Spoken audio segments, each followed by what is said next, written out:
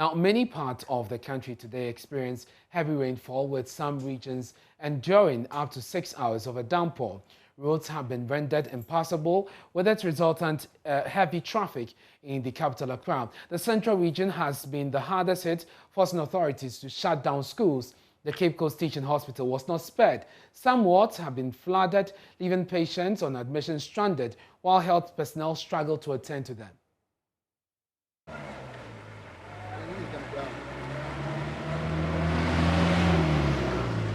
It's been about 8 hours of downpour in Cape Coast and parts of the central region, and it has had a devastating effect. Many homes are flooded, our streets are flooded.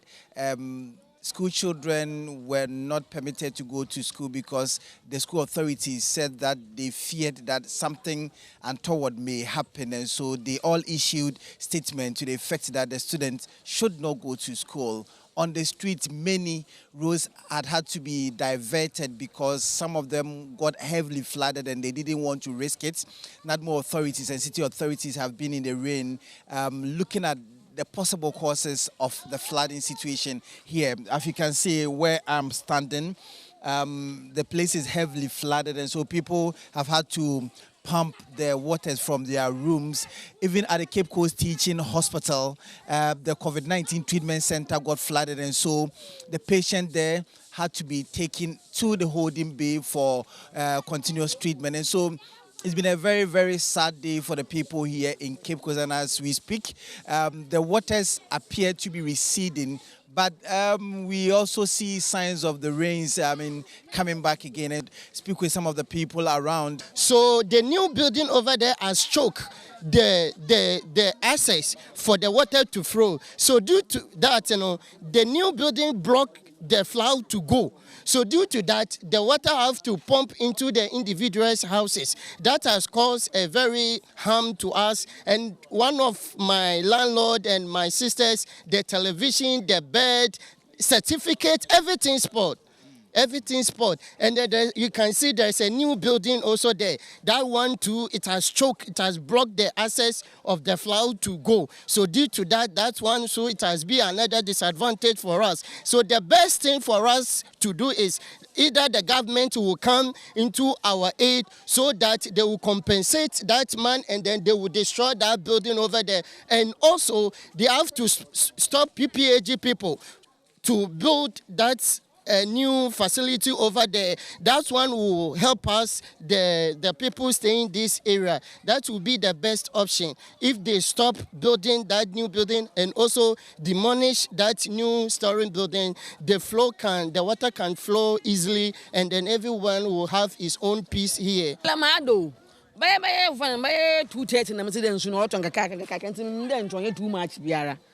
All of us said push me there bomba.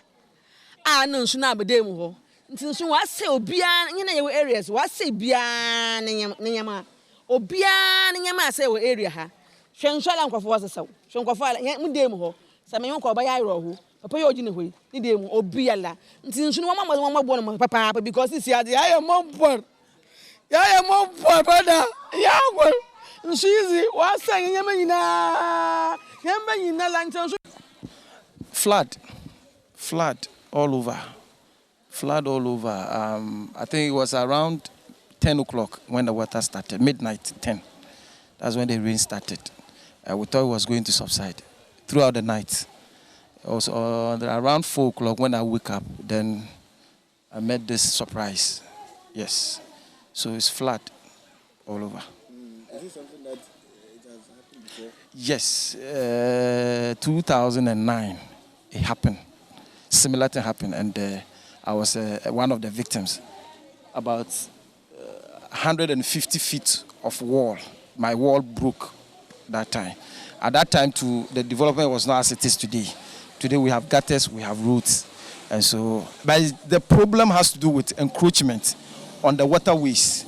Encroachment because this place is actually earmarked for a gutter, but if you go closer, you will see that it's been encroached by one developer whom we don't know. Yeah. So that is actually the main cause of the problem. People supposed to work, people who are paid by the taxpayers' money supposed to work, they should be found on the field working, not sitting in office. So you can have whatever degree, but you should be seen on the field working. Come to the area, assess the problems there, and then offer solutions.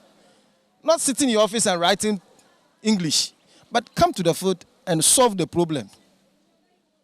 Yes, the landowner has a say, but in having a say, the nation also has a say in making sure that things are done and are done right. It's not what we think, that it's my land, so I can sell, even where it is road and people are selling. That is the issue here. The issue here has to do with the landowner selling every area, every space that you find, you want to sell.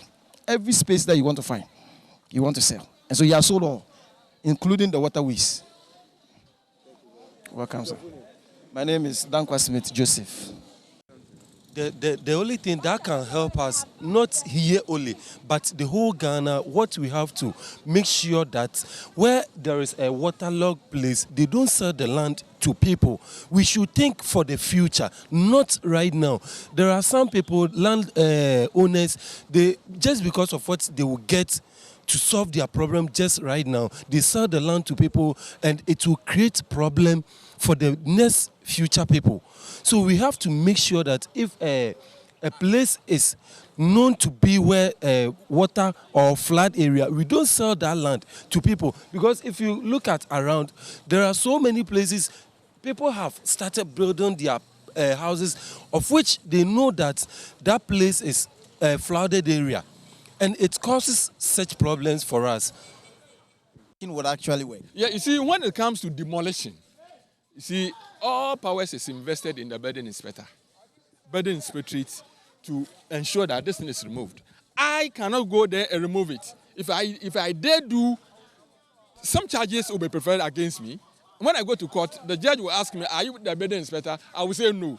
Why do you go and remove it? And so it beholds on when the contractor encountered this problem, the contractor has to report to the building inspector. Then the building inspector takes all the powers invested in him by the local government to enable him to demolish those things so that this work could go through. And let's go live to the Central Region now. Richard Kojanyako joining us via the phone. Richard, the Ghana National Service has started breaking into the homes of some individuals. Tell us more. Hello, Richard. Richard, if you can hear me, we understand. Let's start first from the Cape Coast Teaching Hospital. We know that it got flooded. What's the situation there? Well, so the waters have receded now. This morning, it was not in a good shape at all, to the extent that the COVID-19 treatment center was overtaken by floods. It was inundated by floods, but now the waters appear to have been receded. Around 2 p.m., we started seeing some sunshine, and so things are relatively cool, but with the exception of people who have started counting their loss. But the situation at the hospital, it prevented a lot of the health officials from going to work, because even the routes that they were even access to go to the hospital to take care of the patient, the routes were not good, and so it got many patients stranded. And you have been engaging the National Disaster Management Organization. What are they doing to alleviate the plight of the people affected by this flood? Also, they came prescribing what the situation has been. They said that it's as a result of people that have built on watercourses, waterways, and once the rain stopped, they would make sure that those who are responsible for taking the necessary decisions to ensure that those things do not occur again, they will deal with such situation. And so that is what they have been saying today. And so that is what NADMO has been on today.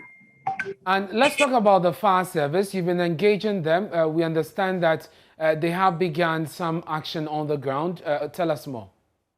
So the fire service, actually, they were there around 5 a.m. They started receiving distress calls this morning, so they had to go to the places. Had it not been them, I think the disaster would have been very, very heavy, and would have had a toll on the people, because they had to break some of their houses to ensure that they have some free flow of water, and some of the walls that were standing on water courses. And so they are advising residents, as soon as they see that the rains are coming again, and they feel that wherever they are in the low-lying areas, they should go put up with friends and relatives so that what happened to them this morning would not recur. In fact, when they themselves even got on the ground, they could measure some of the water up to their chest level. And so you could see the extent of the situation there. And so they are just advising people and then advising the authorities who are clothed with their responsibility to ensure that people do not build on water courses and waterways.